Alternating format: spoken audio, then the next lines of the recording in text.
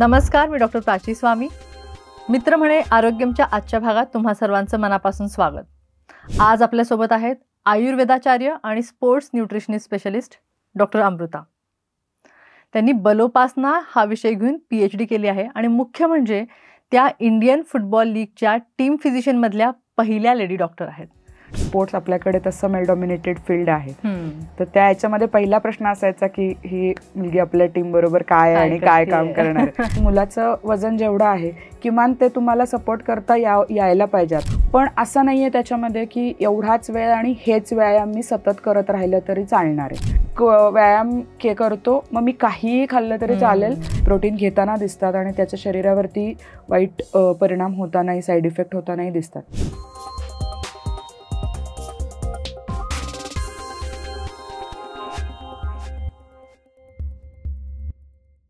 तर अमृता, मला पहिल्यांदा हे विचारायचं आहे की आयुर्वेदामध्ये फिटनेसबद्दल काय सांगितले? आयुर्वेदामध्ये बेसिकली आयुर्वेद हे शास्त्राची प्रतिज्ञा स्वस्थस्य स्वास्थ्य रक्षणम अशी आहे पहिली, आणि ते झाल्यानंतर जर म्हणजे सगळं त्याच्यासाठीच्या सगळ्या गोष्टी करूनही जर व्याधी झाला तर मग पुढे औषध असं आहे.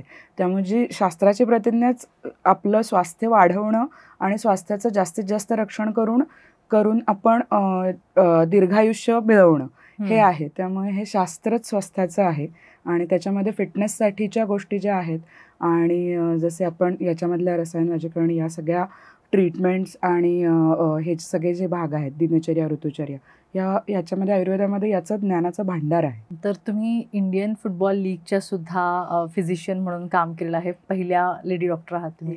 तर तेव्हा तुमचा त्या टीमसोबत एक्सपिरियन्स काय होता? मी इंडियन फुटबॉलमध्ये अगदी म्हणजे अकॅडमी टीम्सपासून नॅशनल इंटरनॅशनल ज्या मेन टीम्स आहेत त्यांच्या सगळ्यांबरोबर काम केलेलं आहे. त्यामुळे खूप एनरिचिंग एक्सपिरियन्स त्याच्यामध्ये मिळालेले आहेत. ऑनफिल्ड काम करताना आपले सगळ्या प्रकारचे स्किल्स टेस्ट होतात त्या ह्याच्यामध्ये. त्यामुळे अनुभव असे आहे की तिथे तुम्हाला अकॅडमीजबरोबर ज्या वेळेला काम करतो त्यावेळेला ती मुलं डेव्हलपिंग एजमध्ये असतात. त्यावेळेला त्यांना जे आपण त्यांच्या खेळाच्या रुटीनबरोबर ज्या लाईफस्टाईल ट्रेनिंग देऊ किंवा जे शिकू ते त्यांच्याबरोबर कायम जाताना दिसतं. म्हणजे अगदी जो अंडर 13, अंडर 15 पासून जो प्लेयर आम्ही नर्चर केला होता तो जेव्हा नॅशनल टीमसाठी रिप्रेझेंट होताना आणि स्टार प्लेयर म्हणून ज्या वेळेला समोर येतो त्यावेळेला खूप आनंद होतो की या अशा गोष्टींमध्ये आपण सपोर्ट करू शकलो म्हणून. आणि अगदी ऑनफिल्ड सडन कार्डियक अरेस्ट पासून ज्या इंजुरी होऊ नयेत म्हणूनचे जे सगळे स्पेक्ट्रम जो आहे तो मला याच्यामध्ये खूप करायला मिळाला. याच्यामध्ये आपला आरोग्याचा आहाराचा जो भाग आहे तो, न्यूट्रिशनचा भाग आणि योगाचा भाग, हे इंडियन फुटबॉलमध्ये काम करत असताना मला म्हणजे व्हॉट आय कुड गिव्ह म्हणजे व्हॅल्यू ॲडिशन टू दॅट, तर आपले जी आयुर्वेदाची जी आहार शैली आहे त्याच्यानुसार आहार देणं आणि योगाचं इन्कॉर्पोरेशन फुटबॉलच्या याच्यामध्ये करणं, या दोन गोष्टी मला खूप चांगल्या करता आल्या. आणि ऑनफिल्ड काम करत असताना तुमचा कामातला एक्सपर्टीज जो आहे तो सगळ्यात जास्त हे करतो. म्हणजे पहिला मुलगी म्हणून काम करत असताना जनरली स्पोर्ट्स आपल्याकडे तसं मेल डॉमिनेटेड फील्ड आहे, तर त्या याच्यामध्ये पहिला प्रश्न असायचा की ही मुलगी आपल्या टीम बरोबर काय आणि काय काम करणार आहे. सो लोकांचा सुरुवातीला कॉन्फिडन्स नसायचा आणि तो मिळवणं आणि त्याच्यानंतर मग तो आपल्या कामातनच मिळतो. म्हणजे there is no gender bias to any work असं माझं मत आहे ह्या अनुभवांनंतर. त्यामुळे तो तेवढा एक्सपर्टीज आपण जर ठेवला तर कुठल्याही फील्डमध्ये काम करता येतं आणि त्याच्यामध्ये आपल्याला सक्सेस मिळतो. फिटनेस ठेवणं किंवा बलोपासना करणं खूप महत्त्वाचं आहे. तुम्ही बोलला होतात की हा तुमचा PhDचा सब्जेक्ट राहिलेला आहे. तर बलोपासना म्हणजे नेमकं काय? बलोपासना म्हणजे आपल्याला असं बलाची आराधना, बल वाढवण्यासाठीच्या ज्या गोष्टी आहेत त्याच्यासाठी प्रयत्नपूर्वक ते वाढवणं. सुरुवातीला आपल्याला बल म्हटलं की समोर काय येतं तर कोणीतरी मोठा बलदंड माणूस काहीतरी व्यायाम करतोय किंवा मोठी वजनं उचलतोय किंवा काहीतरी ॲक्टिव्हिटी करतोय. तर तसं न होता बलाची बेसिक आयुर्वेदाची जी व्याख्या आहे ती म्हणजे कुठलीही क्रिया आपण न थकता सतत चांगल्या पद्धतीने करता येणं म्हणजे बल चांगलं असणं असं आहे. त्यामुळे आपल्याला प्रत्येकालाच तो एक स्वास्थ्याचा इंडिकेटर असा जर म्हटलं आपण की जसे आपण टेस्ट बघतो, तर तसं आयुर्वेदाच्या दृष्टीने बल हा एक आपल्या स्वास्थ्याचा इंडिकेटर आहे. आणि त्याची उपासना करायची असेल, म्हणजे ते जर वाढवायचं असेल तर त्यासाठी काय करायचं याच्या संदर्भातला अभ्यास माझ्या PhD साठी मी केला होता. जे स्पोर्ट्समध्ये कार्यरत आहेत त्यांनीच फक्त हे करावं असं नाही, तर सर्वसाधारण माणसांनी पण स्ट्रेंथ ट्रेनिंग किंवा जी बलोपासना म्हणतात ते करणं महत्त्वाचं आहे. हो, तर अगदी. मग साधारण कोणत्या कोणत्या प्रकारचे वेगळे वेगळे व्यायाम असतात आणि ते लोकांनी कसे करावेत? व्यायामाचे खूप प्रकार आहेत. म्हणजे याच्यामध्ये आत्ताचे जे सध्या ट्रेंडिंग म्हटलं तर मुख्य ताकद वाढवणारे व्यायाम जे जिममध्ये वजनं उचलणं किंवा आपण रेझिस्टन्स बँडपासून अगदी येणाऱ्या गोष्टी आहेत. योगासारखे व्यायाम आहेत. पळणं, जॉगिंग, रनिंग, सायकलिंग, स्विमिंग ह्यासारखे जे आपल्याला दमश्वास वाढवणारे जे व्यायाम आहेत, ज्याला आपण एन्ड्युरन्सचे वाढवणारे जे व्यायाम आहेत, अशा पद्धतीचे व्यायाम. जनरली बेसिकली आपल्याला हे 3 ट्रेंड दिसतात आत्ता, की एक एन्ड्युरन्स वाढवणारा, दुसरा स्ट्रेंथ वाढवणारा आणि योगासारखे जे रिलॅक्सेशन आणि बाकी पण आपले मेंटल ॲस्पेक्ट्स, मेडिटेशन या सगळ्या दृष्टीने पण स्ट्रेंथ वाढवणारे जे व्यायाम आहेत ते आपल्याला याच्यामध्ये दिसून येतात. मग आता हे स्ट्रेंथ ट्रेनिंग जसं तुम्ही म्हणताय की सगळ्यांनीच करायला हवं, तर ह्याची सुरुवात साधारण म्हणजे लहान मुलं आपण म्हणतो की ते ॲक्टिव्ह असतात, ते खेळत राहतात, तर त्यांना काही दुसरा व्यायाम करायची गरज नाही. तर हे जे वाटतं हे बरोबर आहे का? मुलं खेळत असतात, पण त्यांना आपण थोडंसं सपोर्ट करणं आणि त्यांची जी वाढ आहे आणि त्यांचा जो विकास आहे हे ह्याच्यासाठी आपण काही ॲडिशनल गोष्टी देणं. जसं त्यांचा जेव्हा लहान मुलं असतात त्यावेळेला ते नुसतीच खेळत नसतात.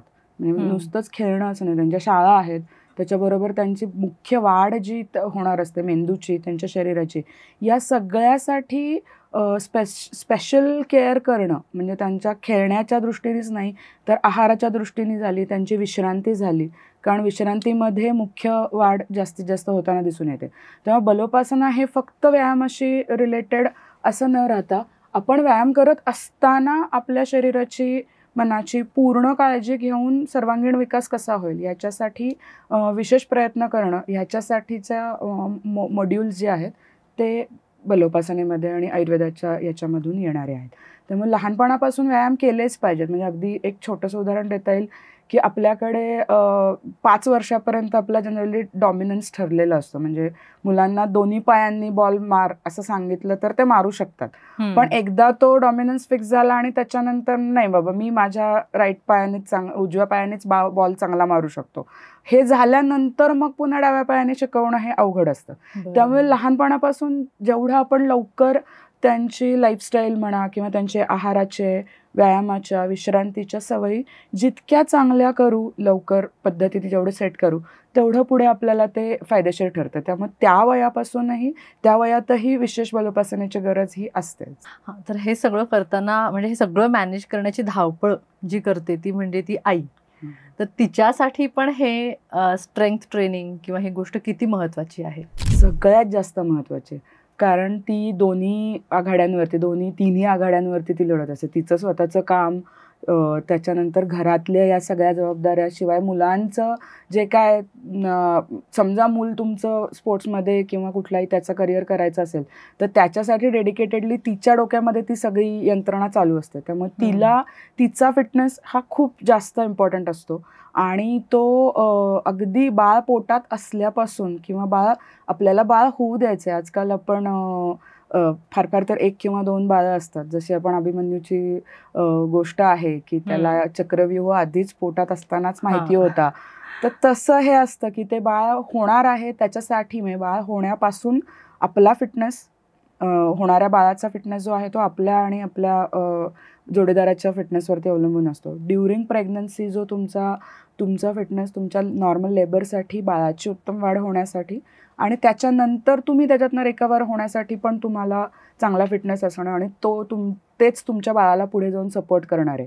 त्यामुळे या सगळ्या काळांमध्ये सुद्धा स्त्रियांनी बलोपासना करणं हे खूप जास्त महत्त्वाचं ठरतं असं दिसून येतं. म्हणजे त्या काळामध्ये तुम्ही तुमचा आहार, त्या ह्याच्यातले योग्य व्यायाम जर केलेले असतील तर तुमची प्रेग्नन्सी, त्याच्यानंतरचा जो सगळा पोस्टपार्टमचा भाग आहे, मुलं वाढवण्याचा, टॉडलर्सचा, तर तिथपर्यंत ही सगळी आपली एनर्जी पुरताना आणि तिथे आपण अजून चांगल्या पद्धतीने इनपुट्स देऊ शकतो. त्यासाठी बलोपासना स्त्रियांनी पूर्ण वयामध्ये करणं गरजेचं आहे. परत आणखीन असंही म्हणतात की जर आपण बाळाचं सगळं काही जर स्वतः करत असलो तर मग काही वेगळा फारसा एक्सरसाइज करायची गरज नाही. तर हे कितपत बरोबर आहे? हे नाही आहे ॲक्च्युली बरोबर. कारण आपल्याला असं वाटतं की त्या ॲक्टिव्हिटीजमधून गोष्टी होऊन जातात. पण ते तसं न होता, म्हणजे आपण बऱ्याचदा, माझ्याकडे जे येणारे पेशंट आहेत त्यांचं पण असंच असतं की मी आहे त्या ह्याच्यामध्येच दमून जातोय, ह्याच्या अजून व्यायामासाठी कुठली एनर्जी काढायची किंवा कुठून हे करायचं, अजून दमून जाऊ. तर ते तसं का आपण दमून जातो? जसं मी पहिल्यांदा सांगितलं की जी बलाची व्याख्या आहे तीच बेसिक अशी आहे की तुम्ही जे करता आहात ते इफेक्टिव्हली आणि न थकता तुम्हाला सतत करता यावं. ह्याच्यासाठी आपल्याला ज्या गोष्टी करणं गरजेचं आहे त्याच्यामध्ये व्यायाम आणि हे या आहाराच्या वगैरे बलोपासनेच्या ज्या गोष्टी येतात, तर ते चांगलं व्हावं याच्यासाठी तुम्ही थोडासा वेळ देऊन त्या गोष्टी अजून चांगल्या करता याव्यात याच्यासाठीचं. म्हणजे अगदी मूल तुम्हाला उचलून घ्यायचं आहे, तर तुमच्या हातांची ताकद, मुलाचं वजन जेवढं आहे किमान ते तुम्हाला सपोर्ट करता यायला पाहिजे. आता खूप ऑप्शन्स असतात, स्ट्रोलर आहेत, हे आहेत, पण या सगळ्या गोष्टी आपल्याला इफेक्टिव्हली करता याव्यात ह्याच्यासाठी आपल्याला स्पेशली व्यायाम करणं आणि त्या व्यायामातून तुमचा जो असणारा फिटनेस आहे तो वाढताना दिसून येतो. त्यामुळे तो वाढला की तुमच्या ज्या या ॲक्टिव्हिटीजमधून तुम्ही थकून जाताय किंवा बाकी करायला माझ्यात काय एनर्जीच राहत नाही, असं न होता आपल्याला अजून इफेक्टिव्हली या गोष्टी करता येतात. मग आता आणखीन दुसरा प्रॉब्लेम हा येतो की असं आपल्या डोक्यात एक कन्सेप्ट असतो की एखादा कुठलाही व्यायाम करायचा म्हणलं, जिम लावा किंवा योगा क्लास लावा, तर त्याला कमीत कमी 1 ते 1.5 तास किंवा जास्त वेळ द्यावा लागतो. तर असं काही आहे का की ठराविक किती वेळ रोज व्यायाम करावा आणि किती वेळ सफिशियंट आहे ॲक्च्युली आपल्यासाठी? आपल्याला स्वतःसाठी व्यायामाचा जो वेळ आहे तो प्रत्येक व्यक्ती परत्वे थोडा थोडा बदलत जातो. म्हणजे बेसिक तुम्ही तुमच्या अर्धशक्ती व्यायाम करावात असं आयुर्वेदामध्ये सांगितलेलं आहे. मग तो अर्धशक्ती म्हणजे तुम्हाला बेसिक घाम यायला लागणं, श्वासाची गती वाढणं, हे जे त्याचे पॅरामीटर्स आहेत, एवढा व्यायाम तुम्ही रेग्युलर करणं गरजेचं आहे. पण असं नाही आहे त्याच्यामध्ये की एवढाच वेळ आणि हेच व्यायाम मी सतत करत राहिलं तरी चालणार आहे. तर त्याच्यामध्ये ती प्रोग्रेशन करणं, म्हणजे थोड्या टप्प्याटप्प्याने जसं वाढवणं गरजेचं असतं. कारण तेवढ्या काही दिवसांनी तो व्यायाम तुमच्या शरीराला म्हणजे तुम्ही त्याच्यासाठी सात्म्य होऊन जाता, म्हणजे यूज टू होऊन जातो तो व्यायाम आपल्याला. तर तो पुढच्या ह्याच्यासाठी पुरणार नसतो. तो हळूहळू दर 3 महिन्याने तुमच्या व्यायामाच्या आयदर वेळेमध्ये किंवा इंटेन्सिटीमध्ये थोडी थोडी वाढ करत राहणं हे गरजेचं असतं. म्हणजे आपण फक्त वेळेचाच विचार न करता, म्हणजे जर तुमच्याकडे कमी वेळ असेल तर आपण हाय इंटेन्सिटी इंटरव्हल ट्रेनिंगसारखे अगदी 15 मिनिटात पुरणारे सुद्धा व्यायाम आपण देऊ शकतो. तुमच्याकडे वेळ असेल आणि थोडीशी फिटनेसची लेवल कमी असेल तर आपल्याला जास्त वेळ सस्टेन करण्यासारखे, चालण्यासारखे किंवा धावण्याचे, सायकलिंगचे हे जे व्यायाम आहेत ते आपण चूज करू शकतो. त्यामुळे वेळ हा इंडिकेटर न धरता तुमचा फिटनेस आणि ते हळूहळू वाढवणं, इंटेन्सिटी त्याची टप्प्याटप्प्याने वाढवत नेणं ही त्यातली महत्त्वाची गोष्ट आहे. तर जसं तुम्ही म्हणाला की आपण थोड्या दिवसांनी त्या व्यायाम प्रकाराला यूज टू होतो, तर हे व्हेरिएशन कसं मेंटेन करावं? हे व्हेरिएशन याच्यामध्ये सगळे प्रकार एकत्रित आणून व्यायाम करणं हा सगळ्यात त्यातला, म्हणजे जसं स्ट्रेंथ ट्रेनिंग आठवड्याचे काही, म्हणजे आपण आठवड्याचं जर स्प्लिट करायचं ठरवलं याच्यामध्ये, तर स्ट्रेंथ ट्रेनिंगचा भाग पण त्याच्यामध्ये असावा, एन्ड्युरन्सचा भाग आणि रिलॅक्सेशन. कारण बऱ्याचदा आपण असं होतं की आपण आपल्या शरीराला, मनाला ताण घेण्याच्या कमांड्स देतो पण रिलॅक्सेशनच्या कमांड्स कधीच देत नाही. त्यामुळे तो वेळ पण त्याच्यामध्ये तेवढाच घालवणं किंवा त्याच्यासाठी डेडिकेटेड वेळ देणं हे त्याच्यामध्ये गरजेचं आहे. त्यामुळे जर आपण आठवड्याचं स्प्लिटिंग करायचं ठरवलं तर किमान 2 सेशन स्ट्रेंथ ट्रेनिंगचे, 2 एन्ड्युरन्स ट्रेनिंगचे आणि एखादं सेशन, म्हणजे 4 to 5 days अ वीक आपण जर व्यायाम करत असू तर एक सेशन नक्की तुमचं रिलॅक्सेशन, मेडिटेशन अशा याच्यामध्ये असावं. स्ट्रेचिंग, रिलॅक्सेशन, मेडिटेशन अशा पद्धतीने आपल्याला स्प्लिट करता येऊ शकतो व्यायाम. आता हे एन्ड्युरन्स ट्रेनिंग म्हणजे नेमकं काय असतं? ह्याच्यात कुठल्या प्रकारचे व्यायाम येतात? एन्ड्युरन्स ट्रेनिंगमध्ये जे आपल्याला दमश्वास वाढवणारे जे व्यायाम आहेत ते त्याच्यामध्ये येतात. याच्यामध्ये चालणं, ब्रिस्क वॉकिंग, भरभर चालणं, धावणं, स्प्रिंटिंग, जोरात जास्त स्पीडमध्ये धावणं, अपहिल धावणे, असे त्याच्यामधले वेगवेगळे प्रकार. तसंच सायकलिंगमधले पण स्टॅटिक सायकलिंगपासून तुम्ही अगदी माउंटेन सायकलिंगपर्यंत हा भाग करता येऊ शकतो. स्विमिंगचाही असाच भाग आहे. तुम्ही बेसिक नॉर्मल पूलमधल्या स्विमिंगपासून सी स्विमिंगपर्यंत ह्या रेंजेसमध्ये या सगळे हे एन्ड्युरन्सच्या याचे व्यायाम झाले. याच्यामुळे तुमची जी शरीराची जी रक्ताभिसरण संस्था आहे, म्हणजे ज्याच्यामध्ये आपले हृदय आणि जे लंग्स, जी सगळी श्वासाची संस्था आहे, ह्याचं स्ट्रेंथनिंग सगळ्यात महत्त्वाचं होताना दिसून येतं. खूप इम्पॉर्टंट आहे, कारण लंग्स आणि हार्टवरच ओव्हरऑल आपली सगळी बॉडी चालते. ओके, तर त्यांच्या ट्रेनिंगसाठी एन्ड्युरन्स ट्रेनिंग आणि त्या गोष्टींचं ट्रेनिंग करायसाठी आपण काहीच नाही करत. म्हणजे आपण श्वासाचं कधीच आपला लक्षच नसतं श्वासाकडे, की कसा येतोय कसा जातोय. इथपासून इतका अनअवेअर असतो की जी सगळ्यात महत्त्वाची यंत्रणा आहे. त्यामुळे त्याच्यासाठी आपल्याला स्पेसिफिक व्यायाम करणं आणि ते हळूहळू वाढवत नेणं हे खूप गरजेचं असतं. मग प्राणायाम म्हणजे एन्ड्युरन्समध्ये आलं का? हो, प्राणायामाचे काही भाग एन्ड्युरन्समध्ये येतात. आणि तुम्ही प्राणायाम करत असताना, म्हणजे मी आमचा एक स्पोर्ट्समधलाच एक रिसर्च स्टडी केलेला होता, की ज्याच्यामध्ये जे ॲथलीट्स ऑलरेडी ह्याच्यामध्ये आहेत, स्पोर्ट्समध्ये आहेत, त्यांचा एन्ड्युरन्स, कार्डिओव्हॅस्क्युलर एन्ड्युरन्स वाढवण्यासाठी योगा टेक्निक्स वापरले होते. योगाचे जे सगळ्या प्रॅक्टिसेस आहेत त्याच्यामध्ये आपली सूर्यनमस्कार, काही विशेष आसनं आणि प्राणायामाचे प्रकार. प्राणायामामध्ये मग ओंकार आला, कपालभाती आले, मुख्य जे दीर्घ श्वसनाचे जे डीप ब्रिदिंगचे अनुलोम विलोमासारखे व्यायाम आहेत, ह्यांचा ॲथलीट्सवरती काय परिणाम होतो हे आपण तपासलं होतं. आणि त्याच्यामध्ये आम्हाला खूप पॉझिटिव्ह रिझल्ट्स मिळाले होते, की जे ऑलरेडी ट्रेनिंगमध्ये आहेत आणि याच्यासाठीचे विशेष व्यायाम करतात त्यांच्यामध्ये आणि दुसरा ग्रुप जो योगा घेत नाही यांच्यामध्ये आम्हाला चांगला पॉझिटिव्हली फरक दिसून आला होता. त्यामुळे प्राणायाम आणि हा जो भाग आहे हा पण एन्ड्युरन्ससाठी खूप महत्त्वाचा ठरतो.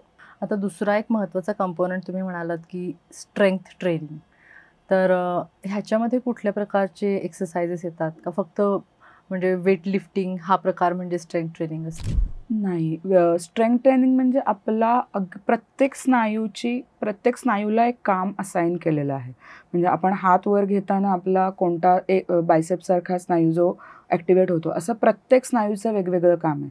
त्याचा ताकद वाढवणं, स्ट्रेंथ ट्रेनिंगचं वजनं उचलणं किंवा वेटलिफ्टिंग हा सगळ्यात एक हायेस्ट पार्ट जर आपण म्हटला तर आपला पाय ग्रॅव्हिटीच्या अगेन्स्ट आपण उचलणं, म्हणजे गुरुत्वाकर्षणाच्या अगेन्स्ट आपण उचलणं, उंच धरून ठेवणं, इथपासून स्ट्रेंथ ट्रेनिंग सुरू होतं. किंवा एखाद्या स्नायूचं जे आपलं आकुंचन आहे ते लॉंग होल्ड, म्हणजे जास्तीत जास्त काळ आपण धरून ठेवणं, सस्टेन करणं, इथपासून स्ट्रेंथ ट्रेनिंग चालू होतं. ते खूप जास्त वजन उचलण्यापर्यंत नेणं हा त्याचा प्रवास आहे असं म्हणता येईल. मग याच्यामध्ये वेगवेगळे प्रकार येतात. म्हणजे अगदी तुम्ही तुमचा गुडघा दाबून ठेवणं हा सुद्धा एक स्ट्रेंथचा भाग आहे. तुमचा गुडघा दाबून तुम्ही पायवरती उचललात किंवा तुमचा पायवर उचलून ठेवू शकणं, त्याच्यामध्ये वजन घेऊन ठेवू शकणं, या अशा टप्प्याटप्प्यांनी आपल्याला स्ट्रेंथ ट्रेनिंग करता येतं.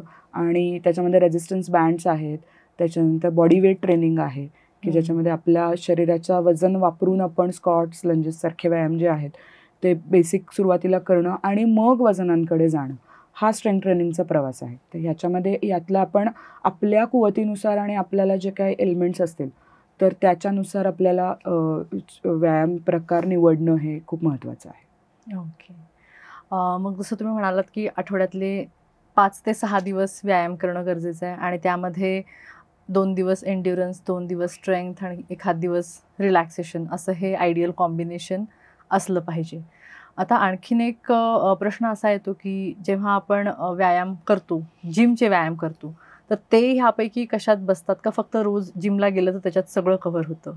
म्हणजे तुम्ही जिमला गेल्यानंतर ह्यातले सगळे व्यायाम करताय ना, म्हणजे असं नाही आहे की तुम्ही याच्यामधला भाग असाही असू शकतो की तुम्ही जर 1 तास जिमला जात असेल तर त्यातला थोडा वेळ तुम्ही रोज सायकलिंग करताय किंवा रोईंग करताय, ट्रेडमिल करताय, थोडा वेळ तुम्ही काही तुमच्या शरीराचे भागांच्या ह्याच्यानुसार स्ट्रेंथ ट्रेनिंगचे व्यायाम करताय आणि त्याच्यानंतर रिलॅक्सेशन करताय.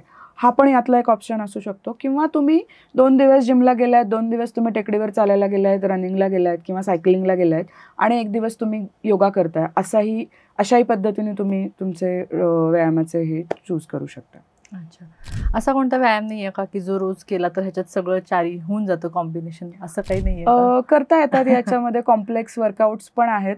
पण तेच जसं मी म्हटलं ना की आपण डायरेक्टली त्या गोष्टी करायला गेलो तर मग कुठेतरी मग माझी पाठ दुखतीये, मग मी व्यायाम करायला लागले की मला इंजुरीज झाली आणि मग पुढे करताच येत नाही. असं न होता आपल्याला टप्प्याटप्प्याने करत राहणं आणि त्याच्यासाठी तुम्ही म्हणजे त्यातले जे एक्सपर्ट्स आहेत त्यांच्याकडनं गायडन्स घेऊन मी काय करू शकतो, माझी कुठली ताकद म्हणजे कुठला व्यायाम प्रकार माझ्यासाठी गरजेचा आहे, ह्याचं जर केलं तर ते जास्त आपल्याला त्याचे रिझल्ट दिसताना किंवा त्याचा तुम्हाला जो फायदा हवा आहे तो दिसताना म्हणजे दिसून येईल. आता हे इंजुरी होऊ नये ह्याच्यासाठी प्रिकॉशन एकतर झालं की एक्सपर्टना कन्सल्ट करून ते करणं, ह्याच्याशिवाय आणखीन काय जे स्वतः व्यायाम करतात त्यांच्यासाठी तुम्ही काय सांगाल?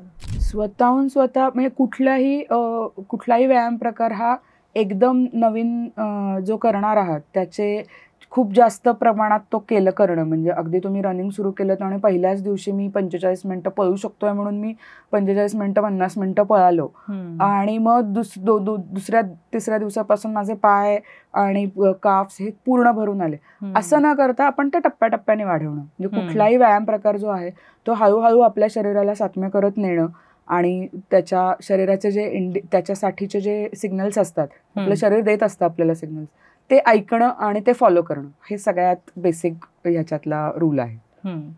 तर जसं तुम्ही म्हणला की इंटेन्स एकदम सुरू नाही करायचा, तर जर एकदा जेव्हा आपल्या स्केड्यूलमध्ये सुद्धा एखाद दिवस इंटेन्स वर्कआउट झाला तर त्याला रिकव्हरीला साधारण किती वेळ आपण द्यायला हवा? दुसरा इंटेन्स वर्कआउट करायच्या आधी हा ड्युरेशन किती असतो? मिनिमम 18 तासांचा वेळ जायला पाहिजे तुमच्या 2 सेशन्सच्या ह्याच्यामध्ये, जर इंटेन्स सेशन्स असेल. आणि 24 तासाच्या आत तुमचं दुसरं लाईटर सेशन पण होणं गरजेचं असतं.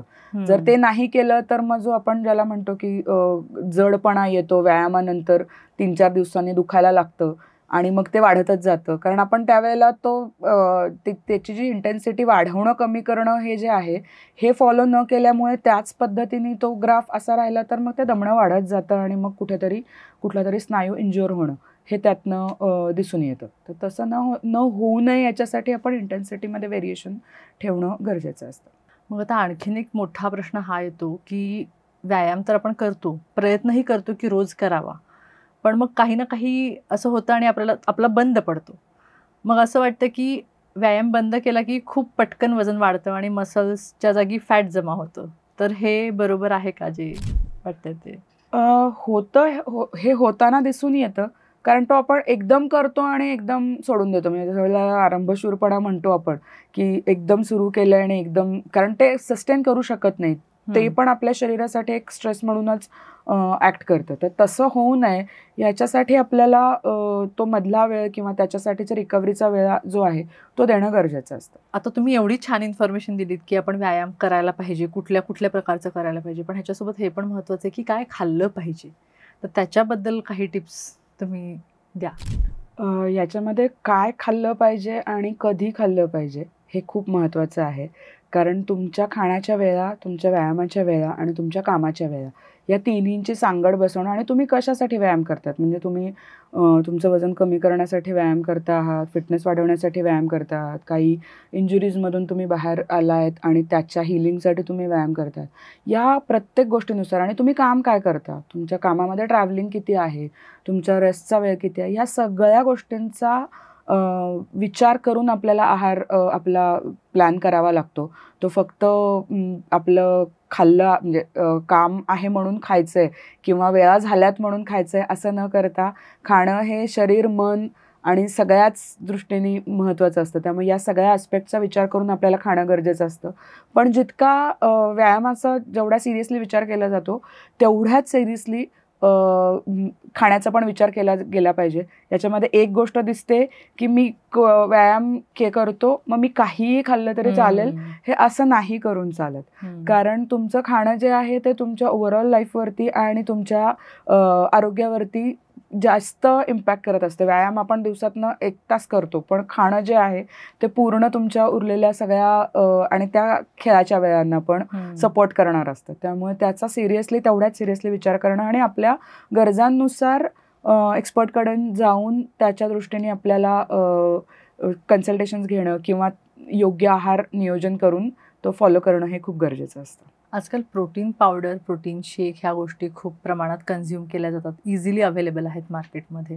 तर त्याबद्दल तुमचं काय मत आहे? ह्या घ्याव्यात का स्वतः म्हणजे आपल्याला वाटते की रनिंग नंतर हे घ्यावं म्हणून आपण हे घ्यावं?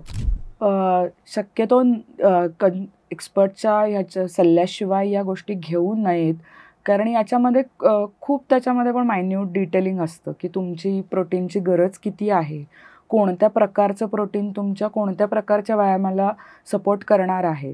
कारण बऱ्याचदा म्हणजे खूप प्रकार आहेत त्याच्यामध्ये.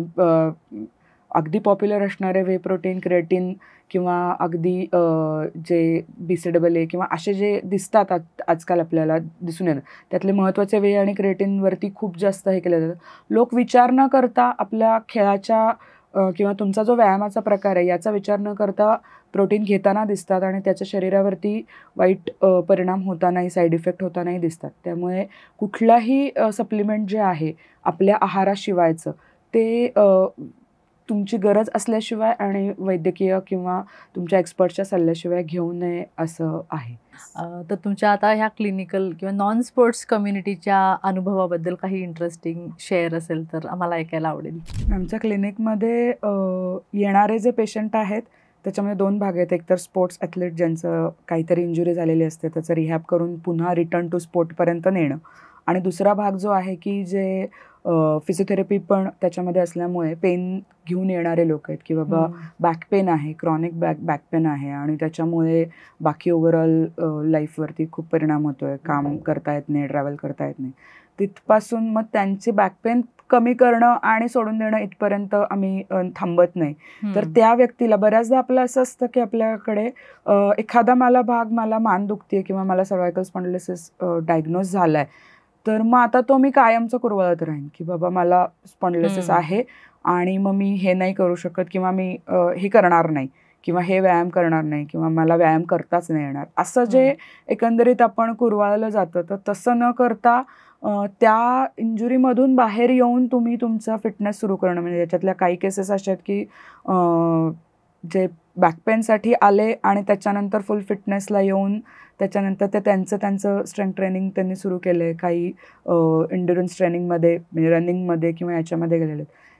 1-2 केसेस अशा सांगता येतील की सर्जरी करायला लागली बेसिक छोटा सिस्ट असल्यामुळे, आणि मग त्याच्यानंतर बऱ्याचदा असं असतं की हे झालंय की मग संपलं, म्हणजे माझ्या एकदा खांद्याची सर्जरी झाली आहे, मग कुरवान हळूहळू हा वीकच आहे आता असंच वापरणं, आजपर्यंत वापर करायचं नाही करायचं. तर असं आमच्याकडे काही केसेस आहेत की त्यांनी त्याच्यातनं रिकव्हरी करून आता पुन्हा पॉवर लिफ्टिंगसाठी सुरुवात केलेली आहे आणि जो त्यांचा आधीचा इव्हेंट होता.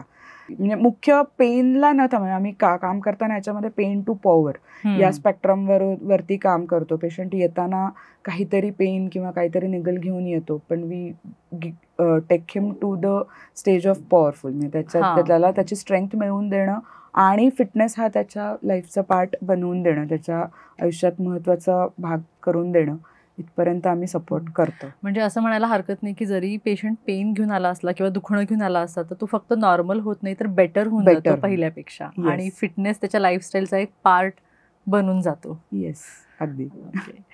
तर खूप छान वाटलं, खूप महत्त्वाची आणि इम्पॉर्टंट माहिती मिळाली आजच्या आपल्या डिस्कशनमधून, आणि मला खात्री आहे की तुम्हा सगळ्यांना पण या एपिसोडमधून बरीचशी इन्फॉर्मेशन मिळाली असणार आहे. तर तुम्हाला डॉक्टर अमृतांशी संपर्क साधायचा असेल तर डिस्क्रिप्शन बॉक्समध्ये त्यांच्या कॉन्टॅक्ट डिटेल्स दिलेल्या आहेत. तर तुम्ही आरोग्यमध्ये आल्याबद्दल आमच्याकडून तुम्हाला ही एक छोटीशी भेट.